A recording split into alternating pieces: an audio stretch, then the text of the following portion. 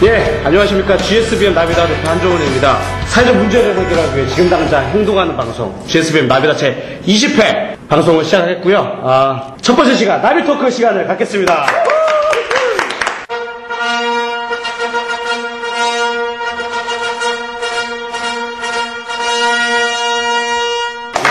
GSBM 나비다 제20회 나비 토크는 이제 사회적 문제를 해결하려고 직접 행동하는 분들을 모시는 코너입니다. 그래서 오늘은 신정현 공동대표님, 제주와 세계 평화를 위한 10만 송이 청년들의 공동대표이신 신정현 대표님을 모시고 심도 있고 또 중간중간에 껴드는 아주 난잡 방송 한번 진행해 보도록 하겠습니다. 2009년 12월 23일 YTN 보도. 오늘은 2년 이상 해군기지 건설 문제가 실타래처럼 복잡하게 얽혀있는 제주로 가보겠습니다. 고재영 기자. 네, 고재영입니다. 예, 이 제주 해군기지 건설 문제, 말씀드린 대로 정말 오랫동안 논란이 되고 있는데요. 이렇게 논란이 되고 있는 이유가 뭡니까? 네, 제주 해군기지 건설 논란의 시발점은 부지 선정을 위한 여론조사에 대한 정당성 인정 문제입니다. 지난 2007년 제주도는 해군기지 부지 선정을 위해 서귀포, 위미, 대정, 그리고 강정마을 등 세 곳 주민을 대상으로 여론조사를 실시했습니다. 그 결과 강정마을이 해군기지 부지로 선정됐는데요. 강정 주민들은 불과 5일 만에 여론조사가 실시돼 지역 여론이 제대로 반영되지 못했다며 여론조사를 새로 실시할 것을 주장하는 등 문제가 불거졌습니다. 거기서 잘 들리시죠? 예, 지금 페이스북으로도 이제 부산에서 연결을 하고 있습니다. 먼저 시작 전에 그러면 돌아가면서 자기소개를 좀 하겠습니다. 네, 안녕하세요. 신나는 사람들의 송준하 부장입니다. 네, 반갑습니다. 예, 반갑습니다. 오늘 처음 나왔습니다. 네, 안녕하세요. 지금 성공회대 경영학부에 재학 중인 김수강입니다. 예, 반갑습니다. 반갑습니다. 네, 깔때기를 좀 대주세요, 김인호 대표님. 네, 안녕하세요. 이번 PSWC에 입주하게 된 네, 가리고리 대표 김인걸입니다. 네, 반갑습니다. 네, 거기 한번 부산 한번 현지에서 떠들어주세요. 크게. 네, 안녕하세요. 저는 가리고리에서 열심히 활동하고 있는 팀원 25살 임태환이라고 합니다. 반갑습니다. 네. 첨단 기술로 일하고 있습니다.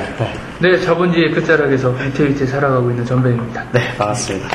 예, 그럼 대표님 한번 자기소개 자연스럽게 해주시죠. 예, 자연스럽게 저는 제주와 세계 평화를 위한 10만 송이 청년들이라는 제주 강정마을에서 활동했던 여러 단체, 그러니까 활동가들, 청년들과 함께 만든 단체에서 현재 공동대표를 맡고 있는 신정현이라고 합니다. 네. 네, 뭘 더 소개해야 되죠? 네. 저랑은 사실 이제 2년은 민주통합당 비례대표 나가게 되면서 이제 알게 됐고. 그렇죠. 예, 그러면, 제주와 세계 평화를 위한 10만 송이 청년들. 네. 이게 이름이 참 길죠? 예, 요거에 대해서 좀 소개를 간단하게 해주실래요? 맞습니다. 제주가 처음에 들어갔고 세계 평화가 두 번째 들어가 있는데 사실은 알맹이에는 강정이 있죠. 강정마을을 통해서 사실은 지금 이루어지고 있는 해군기지 문제가 결과적으로는 제주도의 평화를 위협하고 있고 또 전 세계 평화를 위협할 수 있는 엄청난 가능성이 있는 그런 공간입니다. 그래서 바로 제주와 세계 평화를 지킬 수 있는 방안들을 함께 고민하자라는 뜻으로 모인 강정의 활동가 청년들 혹은 강정에 가진 못했지만 전국에 흩어져 있는 많은 활동가들과 함께 연대를 해서요. 10만 송이 청년들이라는 이름으로 이제 모임을 했고 구체적으로 활동하는 내용은 10만 명의 국민의 뜻을 모아서 이번 19대 국회에 혹은 이번에 오게 될 대선에 이 평화 그리고 환경 이러한 문제들을 후보자들에게 전달하는 이런 일들을 해보자. 정치권을 움직여보자. 이러한 뜻으로 모인 청년들의 연대체죠. 그렇군요. 예, 그러면 제주도도 많이 다녀오신 걸로 알고 있는데 얼마나 가셨어요? 3월 7일 날 처음 강정마을에 구름비바위가 폭파된다는 소식을 듣고 다 같이 이제 친구들이랑 내려갔어요. 내려갔고 그날 내려가서 이제 한 달 반 정도 있었던 것 같아요. 한 달 반이요? 예. 그리고 페북, 트위터를 보니까 잡혀가셔서 가셨는데 그거 좀 에피소드 좀 들려주세요. 에피소드요? 처음 내려가니까 무서운 게 없더라고요. 저는 그냥 운동권도 아니었고 경찰들이랑 대치해본 경험도 없고 촛불 옛날에 2008년도 할 때도 그 당시에 저는 또 청와대에 있었어요. 군생활을 청와대에서 했었기 때문에 멀리서 이렇게 바라보는 촛불을 지켜보면서 이 미친놈들 네, 그렇게 당시에. 좋은 시간에 뭐라, 이렇게 농담이고요. 네. 그것보다도 이제 아무래도 그 내용을 잘 몰랐어요. 왜 저렇게 모일까? 그까지 광우병이 뭐길래. 그때 당시에 엄청 위급한 상황이었기 때문에 종북 좌파가 거기에 있고 실제로 공작원이 있다라는 게 있었기 때문에 당시에 군에서도 비상이 좀 걸려 있었어요. 그래서 저도 이제 그런 긴장감을 보고 바라보니까 그 순수성을 의심하지 않을 수가 없었죠. 근데 그러던 차에 제가 강정을 내려갔더니 내려가는 그날 새벽 4시 새벽 4시에 이미 마을 주민들이 이렇게 뭐라 그래 스크럼을 짜고 딱 준비하고 있는 거 새벽에 뭐라는 거지 이거 지금? 그래 알고 봤더니 그날부터 처음으로 고라미바위 폭파가 시작되니까 폭약을 싣고 온다는 거예요. 이걸 막으려고 몸으로 스크럼 짜 도로를 점거를 하고 있었죠. 뭣도 모르고 앉아 있었어요. 저도 그냥 이게 뭐 앉아 있는데 경찰들이 몇 개 중대가 쫙 깔려들어 순식간에. 이거는 그냥 뭐 우리는 한 20명밖에 안 되는데 들고 그냥 옮기면 끝나는 싸움이었죠.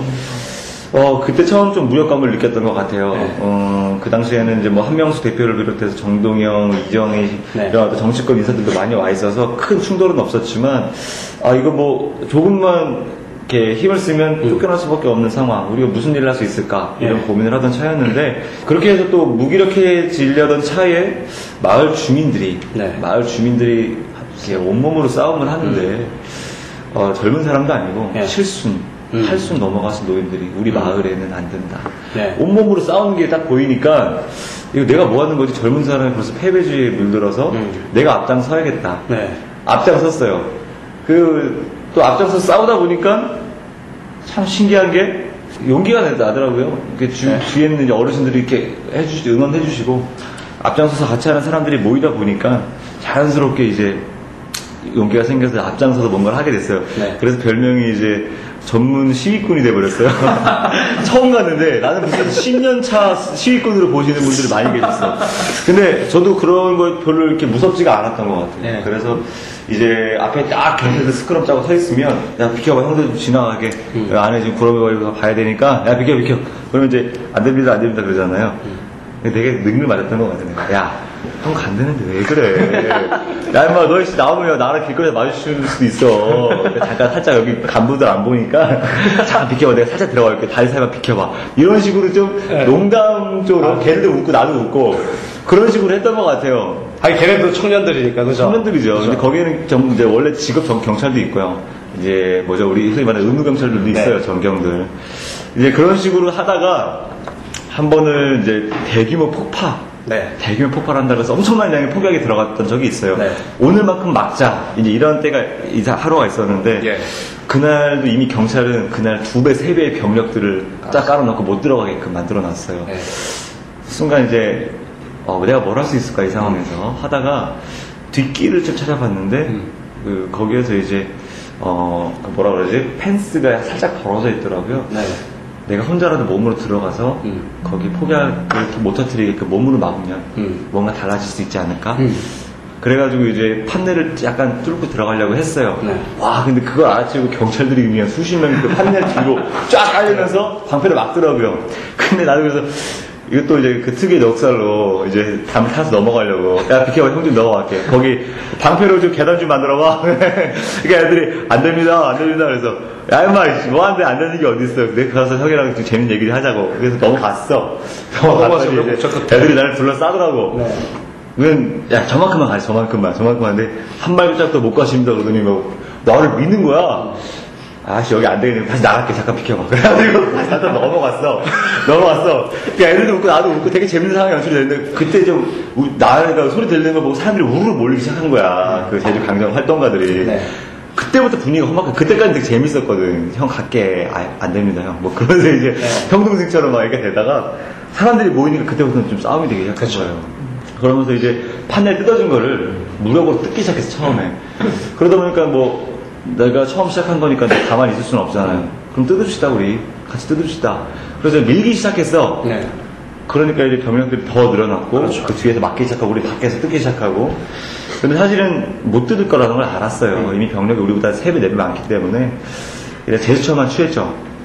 그러던 차에 갑자기 이제 그 의무경찰들이 사라지고 소위 말하는 이제 부산과 서울의 가장 악랄하다는 이제 직업경찰들이 쫙 깔리더라고. 그러더니 갑자기 이러는 거야. 야, 다 체포해! 그러는 거야. 우리는 이제 그만하고 가려고 그랬는데, 안 되니까 아니까. 그래서 순식간에 지들이 뜯고 나와, 문을.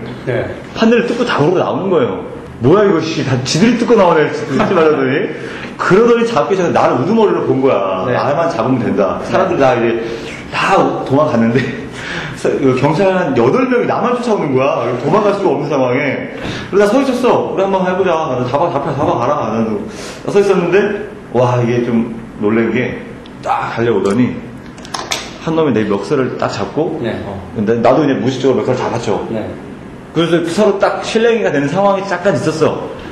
근데 그 상황에서 8명이 날 둘러싸더니 내 뒷덜미를 딱 잡고 얼굴을 딱 바닥에 쳐박고 질질 끌고 가는 거야, 개처럼.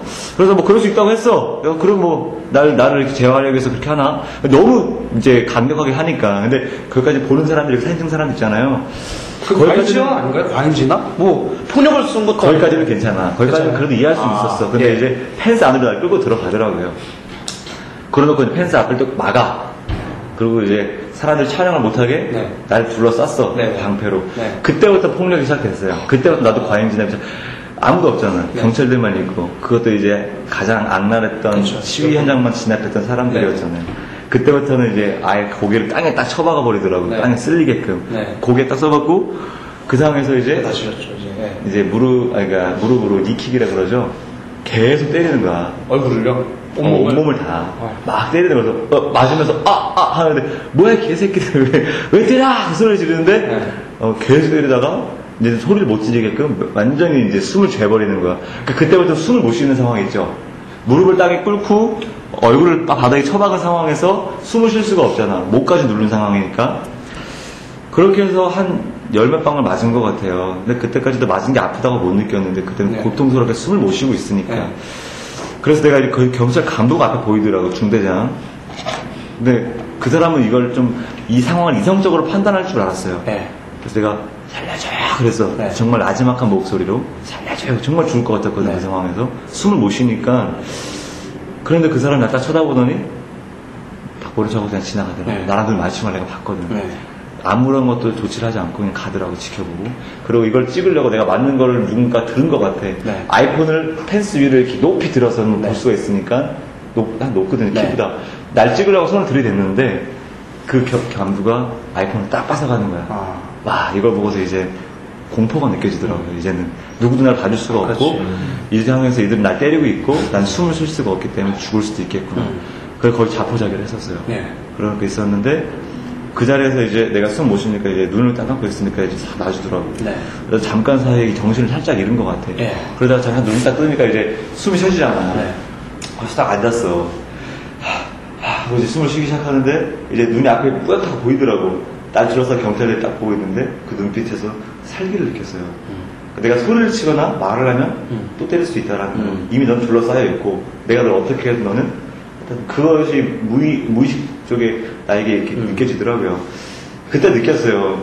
내가 이제까지 보고 나 역시도 이제 군인으로 살아왔고 경찰들을 봐왔던 이미지, 우리의 지팡이. 나보다 8, 9명이 많은 사람들이 날 둘러쌌음에도 불구하고 이렇게 진압을 한다는 거는 얼마든지 경찰들도 더 나아가서 공권력도 괴물이 될 수 있다.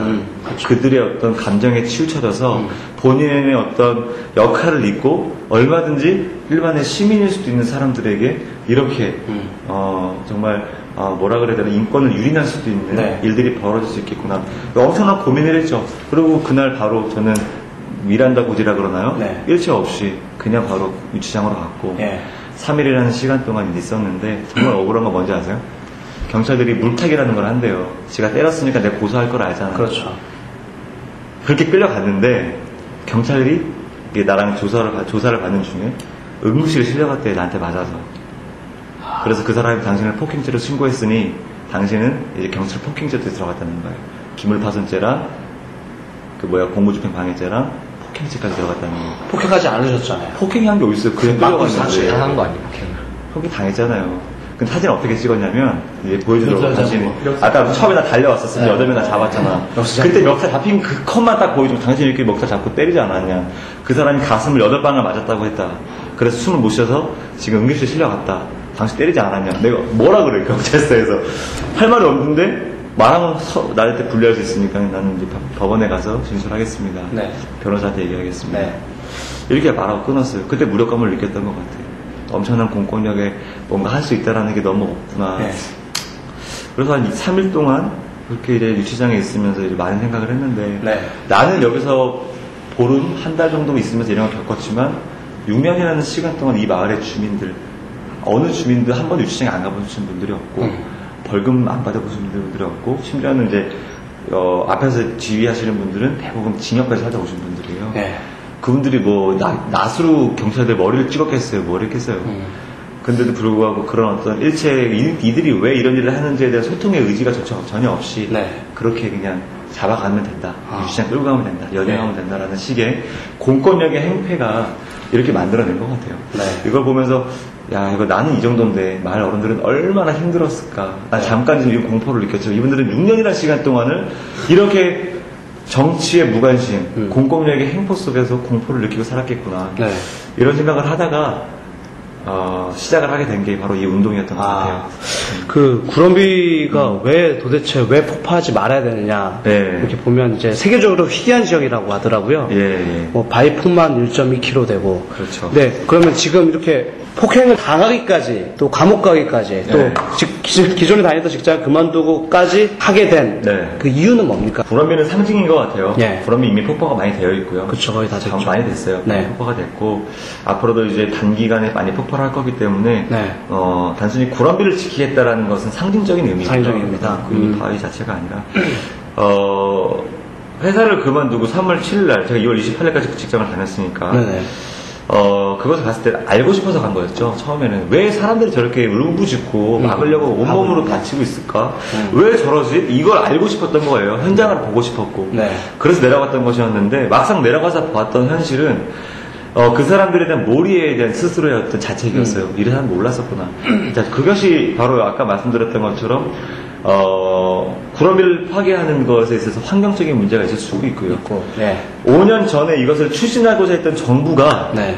정말 민주적인 절차에 의해서 이것들을 진행했느냐? 그렇지 않다라는 거죠. 이명박 정부가 들어선 이후에 정말로 이제 비민주적인 절차, 민주적인 절차의 정당성을 완전히 상실한 채 본인들의 정부의 어떤 국책이라는 걸 실현하기 위해서 이것들을 완전히 이제 의견을 완전히 무시한 채 강행을 했다라는 것들도 정말 큰 문제고요. 이 과정 속에서 사실은 여기서 정말 중요한 사실은 강정 주민들은요 엄청난 아픔을 안고 사는 분들이에요. 우리 4.3 사건 아시잖아요. 여기에 계신 70, 80년 노인들은요 4.3 사건 때 이미 자기의 오빠, 아버지, 동생들을 다 잃었어요. 그렇죠. 이분들은 이젠 여기에 남아있는 이유, 구럼비를 사랑할 수밖에 없는 이유는 오라버니와 아버지와 손을 붙잡고 가서 놀았던, 거기서 미역을 따고 김을 땄던 그 추억의 서린 공간, 이것만 보고 살아왔던 분들이에요. 이제는 정부가 그때 오빠와 아버지를 빼앗아갔던 그 정부가 이제는 그 바위까지 그들을 추억할 수 있는 바위까지도 뺏어가려고 하는 그 아픔 때문에 사실은 정부에서 뭐를 해준다 이런 말에도 처음부터 끝까지 반대만 했던 분들이에요. 근데 이것을 찬성했다라고 이분들의 의견은 전혀 듣지 않은 채 1900명 주민들의 의견을 이제 빼놓고 87명의 사람들을 몰래 한 곳에 모아놓고 찬성하시죠?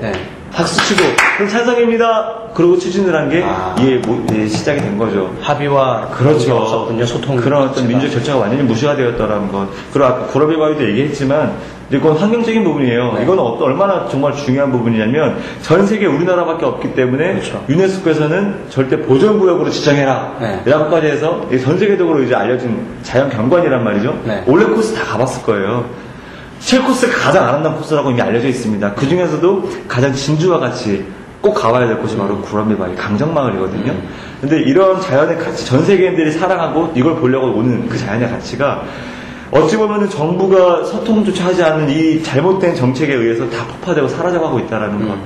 예, 자연의 유산, 세계인의 유산임에도 불구하고 예, 그런 사실들도 있죠. 예. 되게 숙연해집니다, 사실.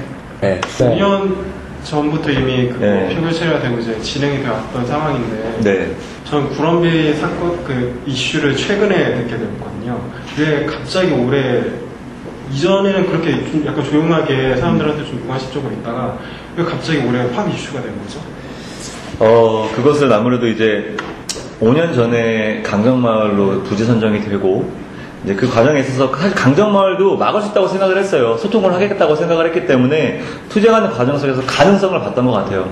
그래서 마을 사람들도 사실 찬반이 약간 애매했어. 이렇게까지 하면 찬성할 수도 있고, 들어오면 뭐 테니스장 지어주고 콘도 지어주고 주민들 마음껏 이용할 수 있겠다. 해군기지 들어오면 마치 우리 옛날 처음에 1기 신도시 들어올 때처럼 세수장이 만들어지는 것처럼 홍보를 했단 말이에요. 근데 막상 지금 이제 정말 구름에 깨지고 건설이 시작되는 관점에서 딱 시작해서 보니까 아닌 거야. 이미 마을 사람들이 원하지 않았음에도 불구하고 토지들이 자기가 지금 막 마을 가꿨던 텃밭들이 강제 수용이 돼버리기 시작하고 그렇죠. 다 쫓겨나는데 어디로 갈지도 모르겠고 이 사람들은 이미 지금 농사가 아닌 먹고 살 길이 없는데도 불구하고 거기는 대안조차 마련하지 않고 그냥 막 일사천리 진행되는 거예요. 그때서부터 이제 공포가 느껴지는 거지. 그러니까 마을 주민들이 나서 이제 투쟁을 하고 전에는 막 활동가들 몇몇이랑 마을 주민 몇몇 됐으면 이제 마을 활동가들이 다 모여가지고 이제 하니까 이제 그때서부터는 경찰들과 이제 이런 것들이 엄청나게 격해졌죠. 그리고 이제 그제서부터 구름비에 폭파한다 그러더니 전국적으로 몰려왔거든요. 그러니까 이제 그제서부터 언론에서 많이 이제 이슈가 됐고 아마 그게 2월 말에 3월 초까지가 언론에서 가장 많이 다뤄졌습니다. 그 시점이 마을 주민들도 각성했던 계기였고 저도 그랬잖아요. 폭파된다 그러니까 내려갔잖아요. 이제 남한에, 그러니까 남한이라고 표현을 하자면 남한에 많은 사람들이 이게 단순히 그냥 북한과의 안보의 어떤 개념이라기보다도 이게 뭔가 문제가 있는 거구나. 그러니까 막 내려간 거예요. 저처럼 그렇죠. 모르는 사람도 많이 내려갔거든요. 그렇죠. 그러니까 이제 언론에서도 뭐가 있구나. 그때부터 이제 보기 시작한 거죠. 그 해군 기지를 건설해야 되는 것은 사실 지정학적 위치 때문에 중국의 비대화랑 또 북한, 또 미국 그렇죠. 이게 되게 얽히고 설켜 있는데 그거에 대해서 개인의 생각은 어떻게 좀 생각하시나요? 조심스러워요. 그거에 그렇죠. 대해서. 왜냐하면 같이 해군기지 반대 운동을 하는 사람마저도요. 엄청 다양해요. 생각이 다 다르죠. 어디까지만 이만큼이다. 어디 완전 반대 백지화다. 자체가 안 된다. 하지만 이제 이 사람들은 전체적으로 왜 연대를 할 수 있느냐. 그러니까 해군기지 자체에 문제가 있기 때문에 이 해군기지는 아니다라는 건 다 동감을 하는 부분이라서 저도 거기서 어디에 내 포지션을 세워야 되나 고민을 많이 해요. 현실 정치인들에게 있어서는 제주 해군기지는 찬성이지만 현재 이런 어떤 아까 민주적 절차의 정당성이 훼손된 부분들은 문제가 있고 다시 한번 재검토를 통해서 합의를 통해서 만들어야 된다는 부분들은 정치인들의 논리고요. 그럼 재검토. 재검토는 사실 이제 지금 강정의 제주 해군기지가 들어서기에는 문제가 너무 많아요. 거기 이미 해군기지 들어설 수가 없어.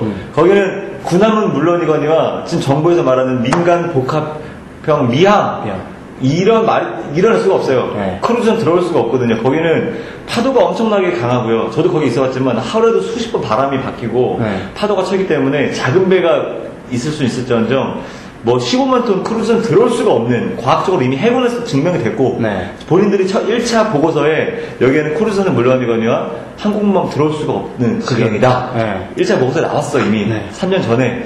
근데 그걸 지네들이 다시 번복을 한 거야. 2차, 3차 보고서 나올 때마다 번복이 돼서 어떻게 하면 할 수도 있을 것 같다. 어떻게 하면 가능할 수도 있다. 이거 얼마나 웃겨요. 지들이 보고서 내는 거 우리가 입수를 해서 보임이 얘기하지 않았더니 아니 다시 보니까 이럴 수도 있을 것 같다. 근데 지들이 짜고 치는 고스톱인 거죠. 그러니까 입시 자체도 강정마을에는 있을 수가 없는 거예요. 그래서 예전에도 참여정부 때에도 이 부분에 대해서 논의가 많이 됐었고 그 옆에 화수담이나 그 옆에 이제 모슬포 그쪽이 사실은 좀 더 적절한 공간임에도 불구하고 너무 반대가 극렬했기 때문에 노무현 정부 때는 이제 주민의 의사를 존중해서 오케이 빠졌어. 3차로 갔던 것이 이제 그 당시에 이제 김태환 도지사, 그 강원도지사가 우리가 강정을 하겠다라고 지네들이 이제 막 입을 맞춰서 한 게 그거였어요. 아무튼 그래서 선정이 됐지만 문제점이 끊임없이 노출이 됨에도 불구하고 이건 강행을 했던 거죠. 이명박 정부에 들어서는. 좋습니다. 그럼 국회 청원 1호가 됐어요. 이제 제19대. 그거에 대해서 잠깐 소개해 주시죠. 아까 이제 말했던 유치장에 가가지고 이제 고민을 많이 했어요. 몸으로 싸우는 것이 과연 최선의 방법인가. 이것도 정말 필요한 투쟁이지만 정치권이 움직이지 않으면 이건 해결될 수 없는 부분이지 않을까. 정치권이 움직일 수 있는 방법이 뭐가 있을까 고민을 하다가 두 가지 방법을 생각을 했어요.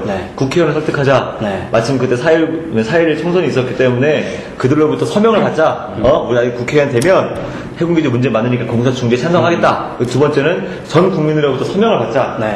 청원을 어제 19대 그렇게 시작하면 이 두 가지를 고민을 했던 거고 그래서 4월 1일 날 이제 딱 시작을 했어요. 국회의원 서명회랑 그리고 이제 전국민 서명을 시작을 했고 그때 발족을 했던 게 바로 10만 청년, 10만 성의 청년들이었죠. 아, 그렇군요. 그래서 지금 몇 명이 참여를 했나요? 온라인, 오프라인? 온라인, 오프라인 합쳐서 26,000명? 26,000명? 네, 2달 정도 됐는데, 온라인에서 한 16,000명, 15,000명, 오프라인에서 한 11,000명 정도. 네. 참 신기해요. 이게 처음에는 이제 오프라인에서만 봤다가, 그 다음에 홈페이지를 만들어서 봤다가, 거기 홈페이지에 누가 파일이 좀 필요하다, 오프라인에 닫겠다. 그래서 파일 하나 올려놨더니, 전국에서 자기들이 알아서 막 봤다가, 연락이 막 와요. 어제 그제만 전화 와가지고 받은 게 막 몇천 명 되거든요. 그러니까 참 저희가 보이지 않는 곳에서 이 강정 마을을 위해서 제주를 위해서 뜻을 같이 하는 분들이 참 많았다. 되게 힘이 났죠. 이번에 하게 되는 건 어떤 건가요? 그게 이제 기자회견인데요. 이제 제주 출신 국회의원 4명이 있어요. 그리고 이제 강정마을 회장님도 오실 거고요. 그리고 무엇보다 청년들이 정말 순수하게 뭘 생각하는 거잖아요. 우리가 한번 해보자. 그렇죠. 거기에는 뭐 정치적인 어떤 엮인 것도 없었고 우리 순수하게 청년들이 평화를 사랑하는 사람들이 이렇게 모였기 때문에 청년들이 주축이 돼서 그는 기자회견을 합니다. 그래서 26,000명을 다 출력을 해봤더니 한 7, 8박스가 돼요.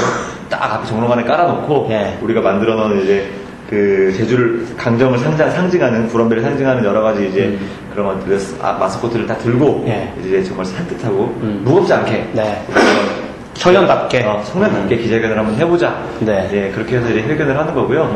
근데 이미 19대 국회 1월 청원 접수가 됐어요. 5월 30일에 접수를 했어요. 기가 막히게 1차 접수를 하려고 하는 사람들이 너무 많아서 그날 9시 시작하자마자 줄 서 있다가 오늘 들어가서 접수요! 해버렸어요. 그래서 그쪽이랑 미리 얘기를 해서 그 26,000명의 설명지는 5월 6일날 내겠습니다. 5월 6일입니까? 6월 5일입니까? 미안합니다. 6월 5일이네요. 지금 다 정신이 없네. 10월이 아니고 6월 5일입니다. 6월 5일. 화요일이에요, 화요일. 화요일입니다.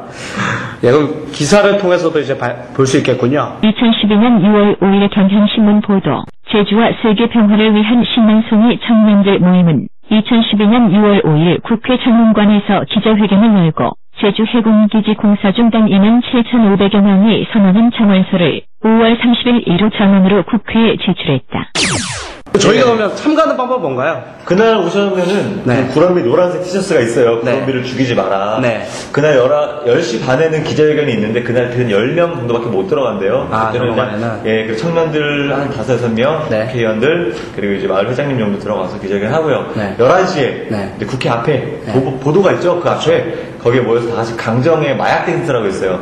춤을 추면은 너무 중독이 돼가지고 즐거워서 계속 추가된다면 마약 댄스. 마약 댄스를 다 같이 한번 딱 추고 그리고 이제 여의도까지 행진을 하는데요. 행진이 그 집시법에 걸리더라고요. 행진을 하는데 흩어져서 다 같이 이제 걸어가면서 마침 우발적으로 짜지지 않고 그렇죠. 여의도까지 걸어가는 것까지 퍼포먼스를 하고 생각하고 있어요. 좋습니다. 자, 그럼 지금은 직장은 어떻게 하고 계신 거예요? 직장이 없고요. 이제 말 그대로 이제 이런 활동가로 이제 살고 있는 거죠. 그렇죠.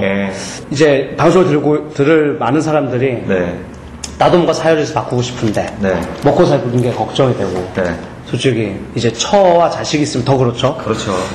그런 사람들이 이제 의구심 갖는 게 어떻게 먹고 살지? 이런 질문들을 안 할 수가 없어요. 그렇죠. 물론 저희도 항상 생각하는 게 소셜 비즈니스도 사회적 가치와 경제적 가치의 어떤 그 최적화는 어디인데 지금 그건 어떻게 고민하고 계세요? 사실 지금 제가 되게 고민했는 게 지금 일단 먹으려고 나도 과자 하나 먹고 싶었는데 과자를 먹고 가겠습니다. 아니 저희 되게 자연스러운 방송이에요. 자연스러운 방송. 이렇게 강압하는 방송이 아닌데 저번에 아버니가 되게 자유롭더라고요.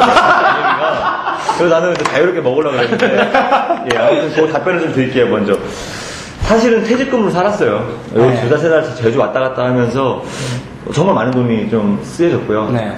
다행인 거는 이제 퇴직금을 한 3년 정도 직장생활 했으니까 좀 나오더라고요. 근데 이게 오래 못 버티겠더라고요. 그렇죠. 지금 이제 거의 앵꼬 상태. 그리고 이제 실제로 이런 활동을 하다 보니까 활동비가 많이 들어가잖아요. 단체를 만들면은 뭐 여러 가지 들어가는 부분이 있는데 그래서 처음에는 사비로 계속 했어요. 근데 이제 한 달 정도 전부터는 이제 주변에서 조금씩 실반으로 단돈 10,000원, 20,000원이라도 이렇게 보내주시더라고요. 그러니까 뭐 하나 제작하고 만들 때 그분들 도움으로 만들기도 하고요. 이제 내일 모레 있을 우리 청원에도 사실은 이제 뭐 PKCL 뭐 다 제작을 다 우리 돈으로 해야 되니까. 그렇죠. 근데 그걸 어떻게 또 아셔서 통장 번호 불러봐라. 돈 10,000원이라도 보내주겠다. 이렇게 보내주니까 돈이 맞겠더라고 예산에. 그래서 일단 제 입에 풀칠만 하면 될 것 같고요. 예. 그러면 지금 통장번호 좀 불러주세요. 뭐요? 무슨 은행입니까? 아, 그래요? 여기 좀 뭐 많이 들으시나요? 좀 많은 분들이? 첫 주에는 한 300명 듣고요. 아, 그래요? 점점 줍니다.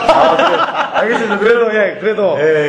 그럼 제가 나중에 광고를 넣을게요. 광고를 따로 넣겠습니다. 좋습니다. 감사합니다.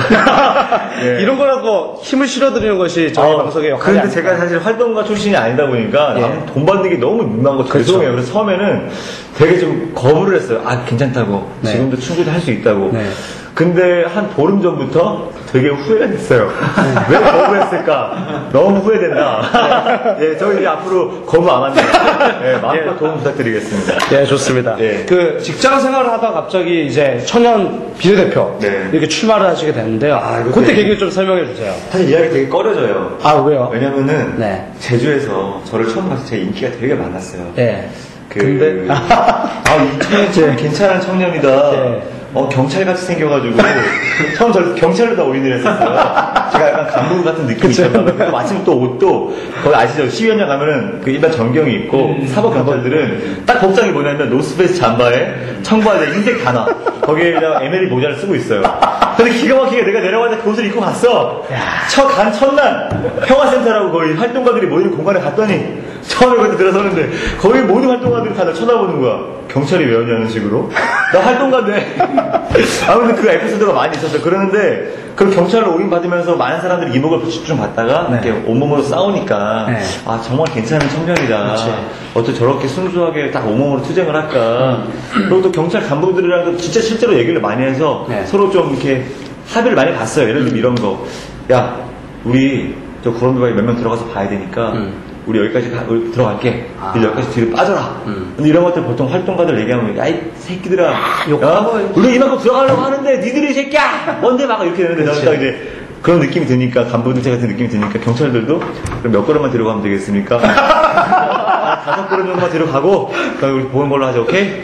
알겠다고. 이런 식으로 되게 합의가 되니까 좋아하셨어요. 근데 내가 왜 이걸 아까 민주통합당, 정치적 색깔을 왜 그거예요. 문제냐. 사람들 정치 색깔이 아니라 저 새끼 저거 정치하려고 정치하려고 여기 왔구나. 근데 아시겠지만 전 이미 떨궈줬어요. 실제로 거기에는 경선 중이었던 이미 최종의 경선 출마 이제 갔던 사람들도 오긴 왔었어요. 근데 저는 이미 그때 탈락을 했고 정말 순수한 마음에 가보고 싶어서 간 건데 이 민주통합당 타이틀이 누군가의 입에 의해서 구전이 됐고 그게 사람들이 내 뒤통수에 대고 그래서 뒤에서 뒷말이 들리는 거예요. 그래서 거기서 일찍 얘기한 적이 없어요. 저는 민주통합당 비례대표 출마했었다. 그렇군요. 그러면 질문을 바꿔볼게요. 아니, 얘기할 수 있어요. 뭐. 그러면 그때 당시에는 이 제주 강정마을 활동하는 거 상관없이 내가 왜 소신이 있었을 거 아니에요? 그걸 우리 이제 좀 쿠키를 먹고 찹쌀과자를 먹고 좀 얘기했습니다. 저번에는 무슨 과일도 좀 주던데. 과일기리라고 하는데. 저희도 후원이 없어서. 제가 대신 사왔어요. 방금 질문 뭐였죠? 민주통합이 중요한 게 아니라 청년 비례대표에서 내가 문제의식이 있었기 때문에 출마를 결심하고 있잖아요. 그 계기를 설명해 주세요. 사실은요, 직장생활 하면서 뭐 정치라는 걸 꿈꾸는 게 어렵죠. 그렇죠. 하루하루 이제 회사 생활이 바쁜데. 근데 저 같은 경우는 좀 달랐어요. 저는 이미 고등학교 때 정치에 대한 꿈을 갖고 있었고, 그 연장선상에서 이제 끊임없이 이제 그때 해야 될 활동들을 했던 것 같아요. 고등학교 때는 학생운동. 그래서 이제 학생회장으로 이제 활동을 하면서 다른 많은 고등학교 학생회장들이랑 연대체를 구성해서 학생 인권운동을 했었어요. 뭐, 두발 이런 거 같은 거 하죠? 그때는 저 두발은 좀 안 했고요. 두발 했던 친구들이랑 별로 안 친했어요. 난 두발보다 중요한 두발 가지고 싸울 필요가 없다고 생각했는데 얘는 두발에 너무 몸을 내는 거야. 그것보다는 이미 학교 운영위원회 들어가서 학교 운영에 학생의 목소리 내는 거 되게 중요했고 더 본질적인 거였군요. 그런 것도 중요한데 약간 머리 때문에 선생님들이랑 쌍소리하고 욕하는 건 싫더라고. 그래서 아무튼 그랬고 대학 가서는 청소년 인권 문화 교육 운동을 좀 했어요. 그러면서 이제 그 청소년 정치 참여 운동을 했었거든요. 그러면 워낙 청소년이 교육에 매몰돼 있잖아요. 그렇죠. 입시에. 네. 그래서 그때 당시에는 그 정치 참여 교육, 민주시민 교육 이런 거 하기 위해서 단체를 만들었어요. 청정net. 그때도 이름이 좀 길죠. 청소년 정치 참여 네트워크라고요. 그래서 그걸 이제 NGO를 만들어서 활동을 했죠. 네. 그래서 그때 당시에 이제 결과적으로 뭘 만들고 싶었냐면 청소년들이 투표할 수 있도록 만들어주자. 만 20세였으니까 그 당시에. 만 18세로 낮추는 운동을 했었죠. 그렇죠. 그래가지고 똑같아요 지금이랑. 2004년도에 전국의 청소년 연대들을 다 연대체를 만들었어요. 그래가지고 만 18세 선거연령 맞추기 공동 연대를 만들어서 이제 전국적으로 서명운동 받고 정치권 압박하고 막 이런 일들을 했었거든요. 지금 단발적으로 일어난 게 아니고 다 수순이 있었군요. 그랬죠. 그런 비슷한 활동들은. 네, 그 당시 그거 하면서 18세 청원 냈어요. 똑같이. 이때랑 똑같이. 그 17대 국회 1호 청원. 그때 제출을 했어. 네, 해가지고 그때 어떻게 통과가 돼서 그때 이제 그게 만 19세로 이제 수정법원으로 통과가 됐죠. 하여튼 그런 그 경험이 있고 계속해서 저는 그 세대의 문제는 내 세대의 문제는 내가 해결할 수 있어야 된다라는 그런 마음이 있었던 것 같아요. 네. 그렇게 살았던 것 같고 이제 이것이 청년비례라는 이런 어떤 이야기를 제가 들었을 때 기회가 아닌가. 왜냐면 나 역시도 지금 내 세대 30대 초반에 직장인들 갖고 있는 너무나 많은 문제들 내 몸으로 느끼고 아파하고 힘들어하고 있으니 이것들을 해결할 수 있는 기회가 왔다면 주저하지 말고 도전하자. 그렇게 해가지고 작년 12월 한 25일 크리스마스 날 결심을 하고 했던 것 같아요. 좋습니다. 떨거지들이 저희가 모이고 있긴 있거든요. 있죠, 네. 뭐 저희 GSB 나비다도 뭐 특별한 정치 색깔을 갖고 있지는 않은데 뭐 한 명은 녹색 당원이기도 하고. 아 그래요? 네, 막 그래요. 저희 그 정의석 씨가 정통기가 있었어. 그래서 뭐 특정 정당을 지지하면 비영리 민가가 잘 안 됩니다. 그래서 그렇지 않은데 이제 떨거지들이 모여서 운동회를 했더라고요. 그때 가셨죠? 떨거지 모임이요? 네, 그 운동회. 했죠. 그때 분위기가 좀 어땠나요? 너무 재밌었죠. 뭐 했어요 거기서? 가가지고 농구, 발야구, 족구. 진짜 운동회를 했군요. 축구. 정말 운동회인데 정말 사람이 한 20명 왔나요? 그랬는데 이거를 한 10분도 안 쉬고요. 연달아 계속했어요. 연결로 40분 시작 하고 바로 끝나서 죽을 것 같은데 다음은 축구. 다 나와. 운동 바로 지금 바로 축구. 1시간 반 동안 축구. 진짜 미친듯이 축구하다가 이거 좀 쉬자 그러는데 자 발야구. 그래서 그 운동의 제목이 뭐였냐면 탈진 운동이었어요. 정말 그래서 나중에 마지막에 족구였거든요. 끝나니까 정말 탈진을 해가지고 다들 들어놓아서 그걸 왜 여쭤봤냐면 이제 그런 같이 함께 했던 그 떨거지 분들이 사실 힘을 모아주고 있는 부분이 크죠. 그렇죠. 그래서 제주 광정마을로도 연결이 될 수 있는 어떤 그런 네트워크가 된 것 같아요. 그래서 한번 여쭤봤습니다. 앞으로 계획을 좀 들려주세요. 그리고 난상 이야기드리겠습니다. 뭐 앞으로의 계획은 이제 우리 신만송에 대한 계약을 말씀하시는 것 같은데 일단 6월 5일날 청원을 넣으면은 일단 1단계는 마무리 지은 것 같아요. 사실 이제 10만 명을 모아야 되는데 2만 6천 명이라는 것도 사실 정말 어렵게 모은 건데. 근데 이제 그렇다면은 여기에서 이제 뭐 반은 성공 반은 실패인가 뭐 이런 생각도 들기도 했어요. 근데 그럼에도 불구하고 앞으로 지속적으로 이걸 진행할 수 있는 건 뭐가 있을까 생각하다가 마침 12월엔 대선이 있더라고요. 그렇죠. 그러면은 여기서 서명이라는 건 사람의 뜻을 모은다는 거잖아요. 그럼 계속 서명 받자. 그래서 나중에 대선 후보자들 이제 뽑힐 거 아니에요. 그러면 우리가 제주 해군기지를 10만 명의 서명지와 함께 하나의 정책 제안서로 해군기지의 문제점부터 해가지고 어떠한 대안들을 원한다. 이런 것들을 정책 제안으로 하는 거죠. 2012년 6월 5일 경향신문 보도. 신정현 신만송이 청년 대표는 앞으로도 지속적인 서명운동을 펼쳐나가고 하반기에는 각 대선 캠프와 연계해 해군기지 반대 운동을 계속하겠다고 밝혀. 그래서 이것에 대해서 찬성하냐 반대하냐를 가지고서 뭐 반대한다. 우리가 낸 제안서에 대해서 찬성하지 않는다. 나는 싫다. 해군기지 필요해. 우리 이제 뭐 낙선 운동이나 이런 정치적인 어떤 역량들도 필요하다고 생각을 해요. 그렇게 하고 이것에 대해서 적극적으로 나는 수용하거나 내가 한번 검토하겠다라고 하는 분들에 한해서는 우리가 충분히 또 트위터리언들 파워 트위터 많이 모였거든요. 우리한테 많이 모여 계세요. 그럼 적극적으로 이분들을 지지하는 운동들도 할 수 있고요. 그런 식으로 좀 정치적으로 이거 정치적인 문제니까 해군기지는 이렇게 풀어가 보려고 합니다. 그러면 어떤 당이든 상관없이 그걸 정말 해결하려는 마음이 있다면은 소통할 여지가 있군요. 아, 그렇군요. 제가 민주통합당 이거 사실 얘기하기 싫었는데 새누리당 이거 듣고 계시면 오셔도 돼요. 그렇죠. 새누리당에서도 분명히 문제점 의식하는 사람들이 있어요.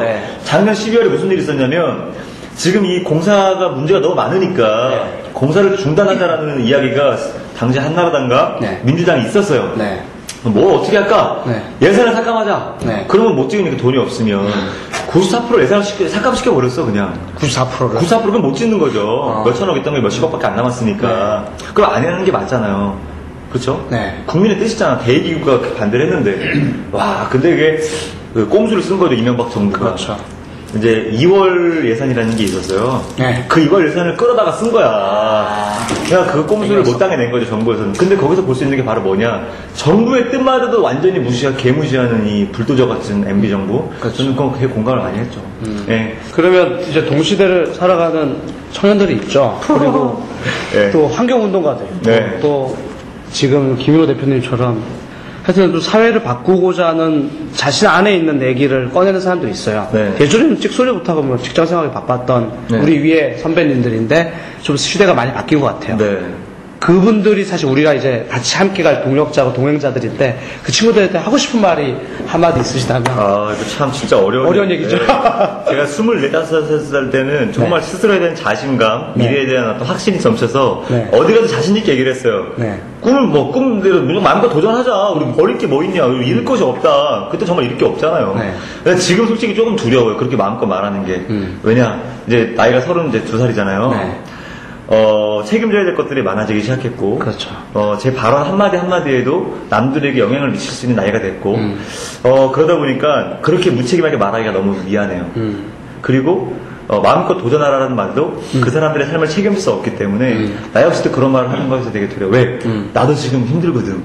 나 마음껏 도전했다가 지금 하루하루 밥 먹고 살기 힘들거든. 근데 이것에 대해서는 하나는 확신해요. 밥 먹고 살기 힘든 건 저도 인정합니다. 도전해보니까 힘들어요.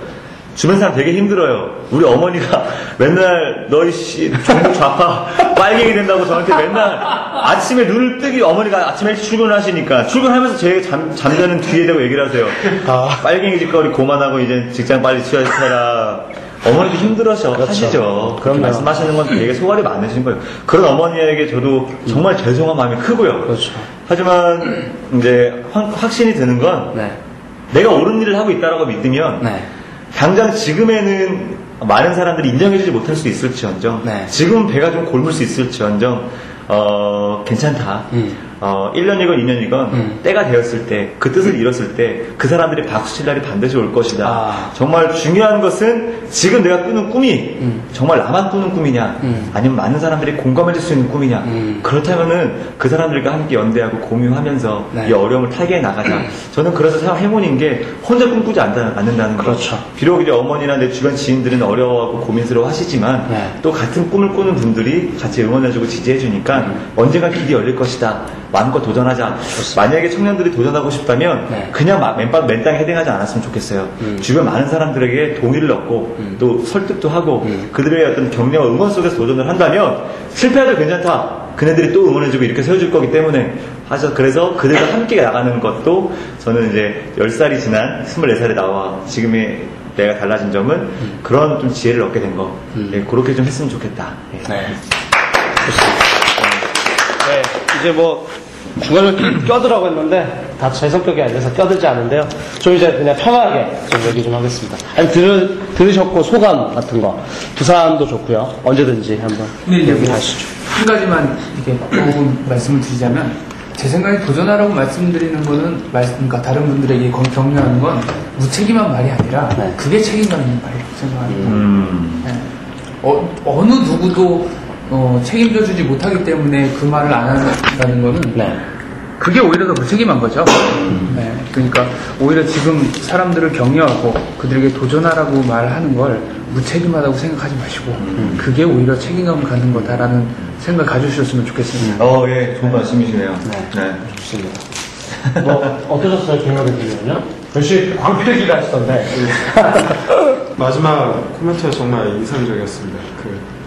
같은 꿈을 꾸고 있는 사람들이 용기를 해라. 그 참 그쵸. 임팩트 있게 예, 지금 현재 제 상황에서도 너무 와닿는 말이라 이제 같은 목적을 이루기 위한 그 주변에 지인들 찾기 굉장히 힘들거든요. 그리고 또 본인이 찾아야 되고.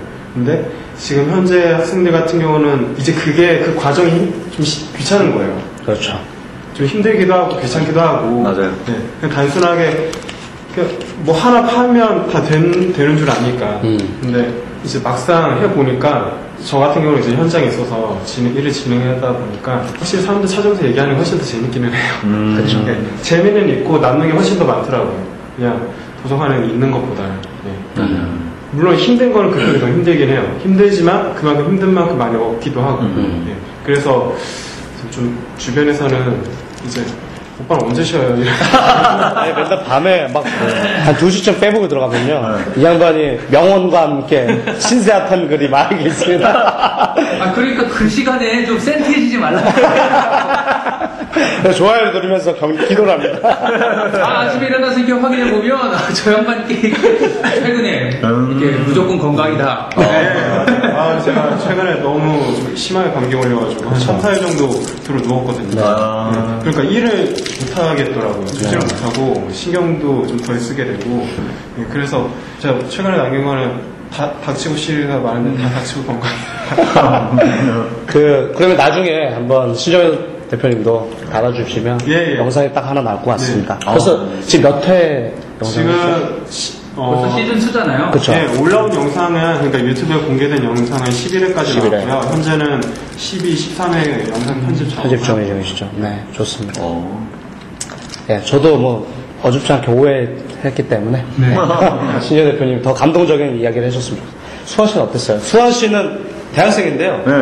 저희 지난주에 와서 얘기를 들었는데 같이 얘기를 했는데 소년 이렇게 하는 계란빵을 직접 장사를 했던 친구예요. 그래서 그런 얘기도 좋고 뭐 오늘 소감도 좋고 좀 얘기 좀 해주십시오. 저도 되게 뭐랄까 하고 싶은 걸 그리고 재밌게 그리고 꿈을 꾸면서 하는 거잖아요. 저도 그래서 소년 계란빵이라는 걸 시작했고 취지는 저도 막 하면서 뭐 되게 힘들어하는 고등학생들에게 무료로 주면서 이렇게 희망의 메시지 주자 이런 것도 있었는데 막상 해보니까 그게 안 되는 게 되게 많더라고요. 실전에서 뛰어보면. 근데 그렇게 진짜 이렇게 고등학생 때부터 실전을 하면서 사람들도 엄청 많이 모으시고 이런 게 너무 들으면서 정말 진짜 대단하시다. 그렇죠. 중간에 되게 힘든 게 많을 게 분명히 보이는데 그걸 포기 안 했다는 게 너무 대단하신 것 같고. 보면은 저도 지금 이제 좀 부끄럽지만 4학년인데 1학년 과목을 재수하고 있어요. 근데 1학년 이제 1, 2학번들이랑 수업을 들으면서 정말 해주고 싶은 메시지들을 지금 들은 것 같은. 그래서 이제 마지막에 저도 졸업하기 전에 후배들한테 이런 메시지를 좀 전달해주고 졸업하고 싶습니다. 야, 제가 좋은 말 했나봐요, 막판에. 막판은 좀, 아까 그 감옥 갔던 얘기라. 막판에만 좋은 얘기 한 거 아니야? 쭉 했어. 예. 요즘, 오늘 참가하신 부장님은? 저도 2009년도 대학을 졸업했으니까 한번 갈 때 저도 공채학번입니다. 오늘 이렇게 같이 이제 대학생이시고 또 조사 선배님이시네 이제 선배님 좋은 말씀 듣고 하니까는 저도 굉장히 업되는 것 같아요. 저도 이제 이쪽 업무 일을 갖다 이제 처음 하다 보니까 고민도 많고 그래. 근데 이제 강정마을 그 얘기 들으면서 느꼈던 게 뭐냐면 사대강하고 강정마을하고의 그 연관성이 자꾸 좀 생각이 나요. 나는 아무리 내 머리를 생각해도 사대강을 한 게 어떤 면이 옳고 어떤 면이 나빴는지가 구분이 안 돼요. 이렇게 생각하면은 사대강 할 수도 있는 거 아니냐라고 생각도 되고 양쪽 지령이 팽팽하니까 해군도 마찬가지인 것 같아요. 강정마을하고 또 아까 뭐 여러 가지 그 이유가 있었잖아요 다. 근데 반대 의견 왜 또 노무현이 했었던 거 MB 정치적인 문제로도 엮어갈 수도 있고 또 환경 문제로도 엮어갈 수 있고 민주적 절차라고 얘기를 하면서도 그게 어디까지가 민주적 절차냐 뭐 이래가지고 그 얘기가 많더라고요. 그래서 그런 걸 갖다가 어디까지 우리가 옳고 그름을 갖다 판단할 수 있는 거예요. 저는 아무리 봐도 모르겠어요. 지금 우리 신 대표가 하시는 일이 옳은 건지 아닌지도 과연 어디까지가 다 정답인지 아니면은 그렇지 않아도 해운기에 또 찬성하는 사람도 있잖아요. 그 사람들이 과연 또 거짓말을 하는 건지 아닌지도 어느 정도 진실된 부분도 있을 거라고 분명히. 그렇죠. 네. 그러니까 그걸 구분 못하겠어요. 그래서 좀 더 할 때는 뭔가 정확한 그 팩트를 가지고 해가지고 국민들이나 일반 사람들이 이러면은 해군기지를 해야 될 필요성도 있고 이런 것도 있지만은 이런 부분에 있어서 문제가 있기 때문에 이걸 좀 재검토하거나 수정해야 되지 않냐라고 돼야 되는데, 그러니까 우리가 쉽게 얘기하는 대안 없이 막 진로되는 것만 있는 게 아닌가, 그런 좀 오해도 좀 부식을 시켜주는 게 이런 거 해나가는데도 좀 여러 무지한 국민들한테 좀 알려주는 것도 중요하지 않을까 이렇게 생각이 되네요. 네, 좋습니다. 근데 지금 계속 참여를 유도하시잖아요. 네. 근데 저는 이게 되게 의미가 있는 활동이라고 생각을 하는 이유가 뭐냐면, 이게 현대사회가 점점 더 이렇게 다원화가 되고 다각화가 되고, 그리고 자기 맡은 전문 분야에 대해서 점점 더 깊어지면서 생기는 현상이 뭐냐면, 심지어 자기 선택까지 다른 사람에게 이관시키는 경우들이 많아요. 그렇죠. 네. 나는 그 사람한테 비용을 지불했으니까 그 사람이 나 대신 선택해주고 뭐 이런 것들이 되게 많은데, 참 이런 얘기를 해서는 그렇지만 젊은 세대들 중에 투표권을 포기하시는 분들이 그런 얘기를 합니다. 나는 어느 쪽이든 이쪽이든 뭐 잘 모르겠다. 양쪽 다 동의하지 않기 때문에 안 한다. 근데 그 사람들한테 가감히 묻습니다. 주머니에 들어있는 핸드폰 살 때 고민 안 하고 사냐고. 그 사람들 핸드폰 살 때 열심히 탐색합니다. 인터넷에 쳐보고 어떤 게 좋은지 사용 후기 다 읽고 별점 표시 다 보고, 심지어 영화관 갈 때도 다 그런 탐색적 행위를 한다는 거예요. 네. 그런데 왜 정치 활동에 탐색적 행위를 안 하냐는 거죠. 그거를 나는 뭐 신문 돈 주고 사서 본다. 혹은 뭐 주간지 사서 본다. 혹은 뭐 나는 뭐 다른 인터넷이나 뭐 이런 다른 것들을 본다.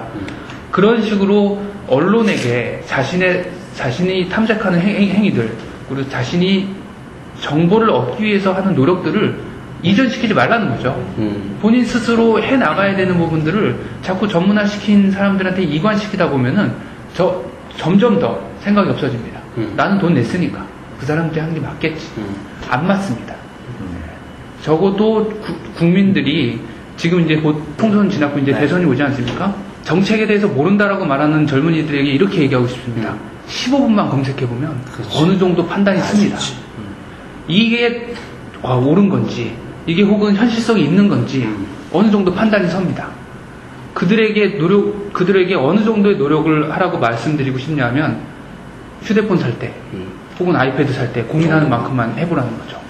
그러면 충분히 좋은 선택할 수 있습니다. 근데 되게 안타까운 것은 이제 청년들이든 그게 나이가 드신 노인 어르신들이든 그것을 직접 찾아보지 않고 언론이라는 그 매체를 통과해서 보다 보니까 이미 언론이 설정한 어떤 프레임에 갇히기 시작했고, 그죠. 그걸 갖고 얘기하다 보니까 대화가 안 되기 시작했거든요. 그러니까 그냥 그 법조문 자체, 시그널 자체를 보려는 의지도 없을 뿐더러 내가 그걸 봐서 뭐하나, 이런 좀 문화가 팽배해 있는 것 같아요. 그래서 저도 점심 때마다 이제 같이 이렇게 70 되신 분과 점심 먹고 나서 산책을 합니다. 정말 다른 의견을 갖고 계신 분이죠. 저랑 다른 세대를 사셨고. 근데 그분도 한 언론의 매체 때문에 얘기하는 바가 좀 어우러진 부분도 있고 맞는 부분도 있는 거거든요. 그렇다고 이제 나이가 어린 사람이든 나이가 많은 사람이든 다양한 매체를 보면서 객관적으로 판단할 시간 없다 그러지. 그렇기 때문에 사실은 해석자가 아닌 본문을 보는 게 사실 중요한 거죠. 그죠. 네. 근데 그거는 멀리 있다고 우리가 심리적으로 느낄 뿐이라는 거예요. 그래서 사실 이제 광정마을 같은 경우에도 사실 팩트만 갖고 쫙 얘기하다 보면 누구나 얘기할 수 있을 텐데, 언론을 통해서 네이버 검색 들어왔을 때 탑에 뜬 거 보고 그냥 낚여지는 거라고죠. 아까 사실 팩트 얘기를 했는데, 아까 질문 중에 제주해군기지를 왜 반대하는지 팩트를 제가 하나도 말씀 못 드렸죠. 그렇죠. 아까 대안도 말씀하셨는데, 그 대안도 사실 얘기가 안 됐어요. 그래서 그 얘기 좀 보강해 주시죠. 보강을 할까요? 네. 그럼 보강을 해야지. 보강해야죠. 바로 궁금했어요. 네, 바로 보충 수업 들어가야죠. 아까 이제 제가 그 얘기 했잖아요. 반대하는 사람들이 다 그 스펙트럼이 너무 달라요. 네. 저도 이제 고민을 했어요. 정치적으로 바라봐야 될 스펙트럼과 지금 내가 활동가로서 바라볼 스펙트럼, 저는 활동가로서 바라볼게요. 지금 얘기하는 거는요. 우선은 제주 해군기지를 저도 처음에 뭐라고 생각했냐면, 북한과의 어떤 전쟁을 대비했을 때 가장 효율적으로 뭔가 북한 군사력을 막을 수 있는 우리나라 이지스함이 정착할 수 있는 아주 중요한 요충지다 이렇게 생각을 하고 있었어요. 그래서 군에 있었을 때부터도 이미 제대로 알고 있었고 중요하다라고 스스로도 내가 알고 있었어요. 그런데 이것을 연구하고 공부해 보니까 다른 거예요. 사실과. 첫 번째, 우리가 이것에 대해 찬성하시는 분들이 늘 주장하는 건 안보의 논리거든요. 안보보다 중요한 게 어딨어. 야, 그니까 고란비바이시 1.2km 뭐 유네스코가 중요해? 당장 북한에 쳐들어오면 우리 다 죽어가는데 여기에 가장 큰 문제가 있습니다. 바로 프레임의 문제예요. 안보, 이것이 단순히 안보의 문제인가? 우리가 안보를 들이대버리면요, 어떠한 가치도 차순위가 됩니다. 하물며 가장 중요한 인권과 민주주의마저도요, 안보를 들이대버리면요, 다 차순위가 돼버려요. 여기도 마찬가지입니다. 보수, 수구 언론들은 끊임없이 안보를 끌어대거든요. 그럼 진짜 안보는 뭐냐? 안보의 의미가 뭐예요? 안전을 보장한다는 거잖아요. 한반도의 안전이 보장된다고 생각하십니까? 저는 개인적으로 안전 보장은 불가능하다고 생각해요. 자, 그런 의미는 왜 그러냐면요, 지금 안전 보장을 한다라는 것은 결과적으로는 이제 우리가 적대하는 세력과 대등한, 최소한 대등할 정도의 전력을 구사하거나 아니면 훨씬 월등한 게 사실은 우리 가장 안전한 거거든요. 근데 지금 북한은 아시겠지만 핵을 가지고 있다는 거죠.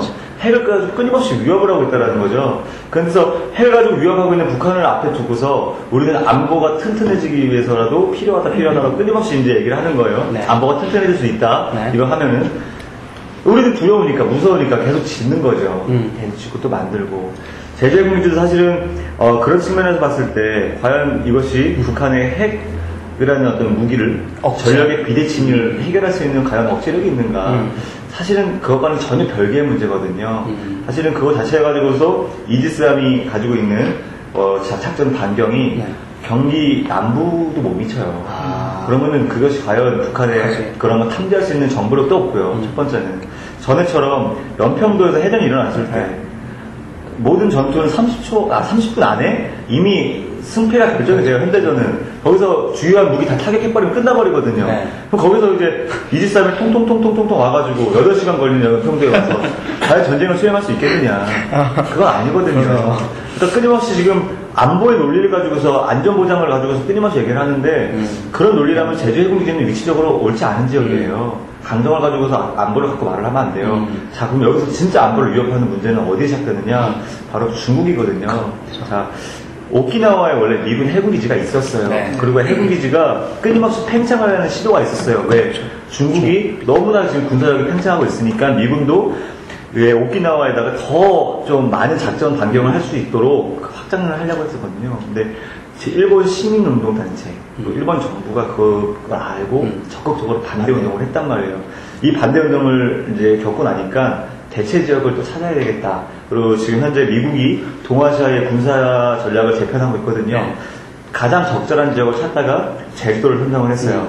이 제주도를 선정을 하고 이 제주도 안에 지금 현재 오키나와에 들어가려고 했던 핵 항공모함과 핵 잠수함이 들어설 수 있는 그 실제로 거기에 홍보 전략에 보면 핵항공모함 들어간 사진이 있어요. 우리나라 핵항공모함 없잖아요.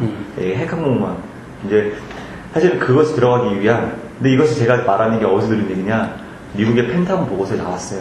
국방 보고서에 나왔고 이것이 작년 CNN이랑 뉴욕타임즈에 나왔단 말이에요. 이게 폭로가 됐어요. 그랬으면은 조금이라도 난 분노할 거라고 생각을 했어, 우리 정부에서. 뭐야, 우리 땅에다가 이러고. 그렇지. 근데 우리나라의 어떤 일반 수구라고 말하는 언론들의 세력들은 형님 미국이 친히 항공모함을 들여다 준다는데 얼마나 좋냐, 이런 식으로 얘기를 해요. 이거 얼마나 큰 모순이냐. 자, 항공모함이 들어오면 우리를 지켜주기 위해서 들어옵니까? 아니거든요. 결과적으로는 팽창하는 중국의 어떤 세력을 견제하고 더 멀리 가서는 일촉즉발의 전쟁의 상황에서 중국을 먼저 타격하기 위한 거거든요.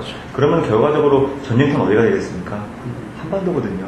한반도가 전쟁의 주 무대가 될 거예요. 가장 좋은 전쟁터예요. 중국도 안 다치고 미국도 안 다치고 대륙이 연결되어 있기 때문에 얼마든지 대륙적으로 치부할 수 있는, 미국으로도 봐도 가장 좋은 전쟁터고 중국으로 봐도 되게 좋은 전쟁터예요. 거기에 그 요충지로 제주 해군기지를 짓겠대요. 그러면 이걸 과연 안전을 보장하는 것이냐. 그렇다면 우리는 왜 또 다른 프레임은 왜 중국이 우리를 공격한다라고 생각하느냐. 왜 한반도를 공격할 거기 때문에 미군이 들어가야 된다고 말을 하느냐. 그것도 좀 문제가 있는 거 아니에요? 지금이 냉전 시대가 아니잖아요. 근데 우리나라의 수구 세력은 끊임없이 냉전의 프레임을 갖다 대요. 중국은 우리를 공격할 것이다. 중국은 우리 언젠가는 우리 땅 다 한반도 다 가져가버릴 것이다. 이런 식의 생각을 가지고 있으니까 이제 하는데 우리는 지금 냉전의 시대는 끝났고 과거에 수교도 말말했던 시대가 아니라 이미 수교를 맺고 있고 제1의 수출 상대국이 중국이 되고 있고 그쵸? 우리 무슨 말이요? 이어도? 네. 이어도 문제 때문에 거기서 진다는 말도 있죠. 네. 어디 이어도 문제를 가지고 군사력을 가지고 해결합니까? 어느 나라가? 그럼 전쟁인데 영토가 전쟁할 수는 없잖아요. 지금 어디야 쿠릴반도 이런 데도 전쟁 가지고 합니까? 군사력 가지고 하는 게 아니고 외교력으로 하는 거예요. 그렇죠. 여기도 외교력으로 해결해야 될 문제지 군사력으로 해결할 문제가 아닌데 이거를 우리가 막기 위해서 군사력을 가지고 하나 그러면 우리가 중국과 1대1 맞닿아서 이길 수 있습니까? 이거는 외교적으로 해결할 문제를 끊임없이 우리는 전쟁 그리고 안보 그렇죠? 이런 프레임으로 갖고 가니까 사람들이 공포를 느끼게 만들어서 그렇게 맞나보다 필요한가 보다 그렇게 말하거든요. 하지만 제가 봤을 때 21세기의 새로운 프레임은요 동아시아 평화체제입니다. 그리고 중국과 우리나라, 일본은요 이제는 하나의 어떤 이유와 같은 형태로 그렇죠. 평화체제가 구축이 되기 위해서 지금 부단히 노력을 하고 있어요. 삼국이 같이 공동으로. 근데 여기에다가 이걸 가장 싫어하는 세력이 전 반민이 아닙니다. 반민이 아니지만 이건 현실이에요.